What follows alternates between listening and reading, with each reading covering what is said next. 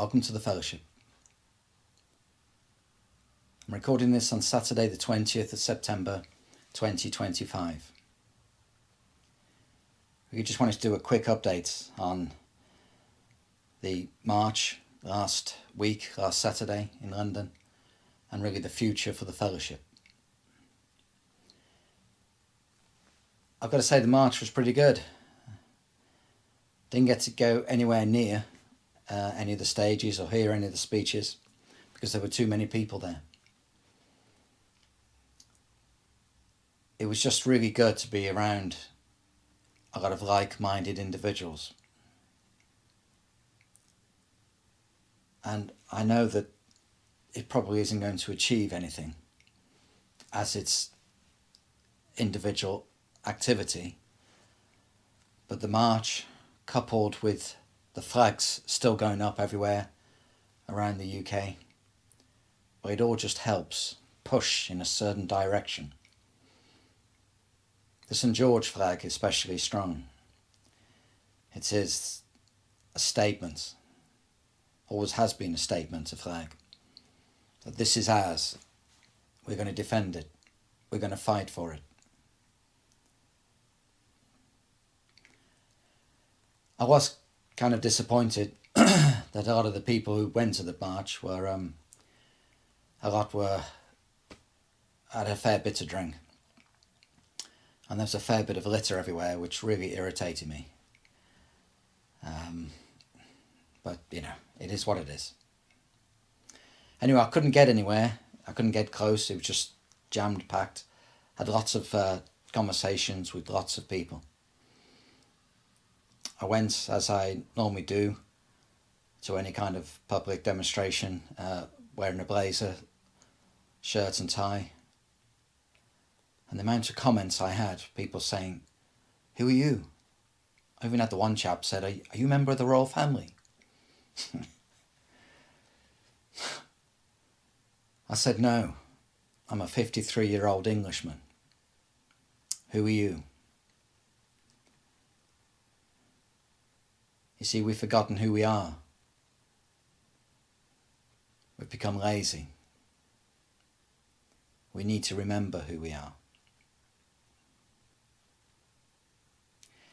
Anyway, I couldn't get anywhere near the main stages, so I headed off. And I went over and watched the Antifa march for about 5 minutes. What an interesting group of individuals they are.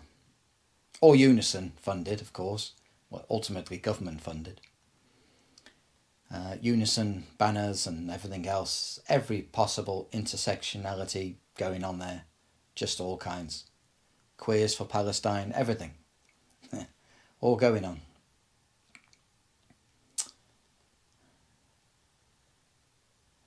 I ended up walking down for about 100 metres with some of them because I wanted to cross the road to go to Covent Garden.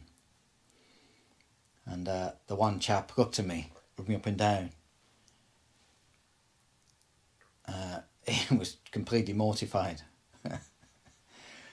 What a mess. What a complete mess. Anyway, it was a good day. I enjoyed it. It's nice to be in London. It should be nice to be in London. So the future of the fellowship. I'm afraid I've spectacularly failed to attract 100,000 people, as was the original plan. To get 100,000 people talking to people on a daily basis about what's going on, waking people up slowly, gently, but ultimately as quickly as we can. It's about 3,000 subscribers to the channel. How many of you are active? How many of you going out every day, talking to people, having conversations? I don't know. Maybe 100, if I'm lucky. So I don't want to just keep on making videos, getting 300, 500 views, and just essentially talking to myself. Not interested. I want to achieve something. So I'm going to have a think about the fellowship. I did allude a couple of videos ago, or a few videos ago, about a couple of potential plans for the future, but neither of them have come to anything. A lot of people are a lot of talk and no action. So we've got to have a rethink. Think about what we're going to do. Think about how we can be positive. What we can provide. Because as I say, I don't just want to create a channel for the sake of it. I'm not interested. I want to achieve something. I want to achieve goals or pushing in the right direction. You see, my brain logically tells me there's probably no point. Nigel Farage will probably get in next election, 2029. It might all be over by then anyway. And even if he does get in, how many people is he going to send back to where he came from? 5,000, 10,000, 50,000? Who cares? Drop in the ocean.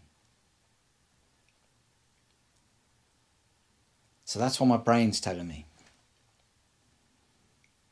But my English heart is telling me something different.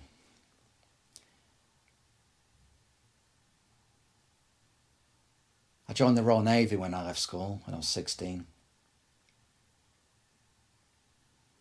There's a term in the Navy about nailing your colours to the mast. So you can't jump ship, you can't be a turncoat, as what happened in various armies. You stamp what you are about on your ship's mast, and you fight, and you either win or you sink and you die. And that's where I'm at. That's where I'm at. And I know that's where a lot of you are at as well. So we've got to do something. We've got to be creative. We've got to think about what we can do to turn this ship around. Start plugging the holes that have been drilled into its hull for the last 75 years. It's not a death by a 1,000 cuts or anything like that. It's a death by 1,000 holes drilled into the hull.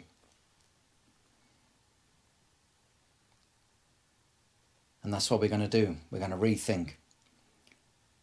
We're going to see what we can do that's positive. It might only end up being small things, but lots of small actions pushing in the right direction achieves a lot. There is no magic cure to the situation we're in. We're certainly not voting our way out of it as it stands at the moment. We're certainly not doing that. So there is no magic bullet. Whatever it is, and still talking to people on a daily basis is still completely relevant. But that takes courage. And apathy is a terrible thing.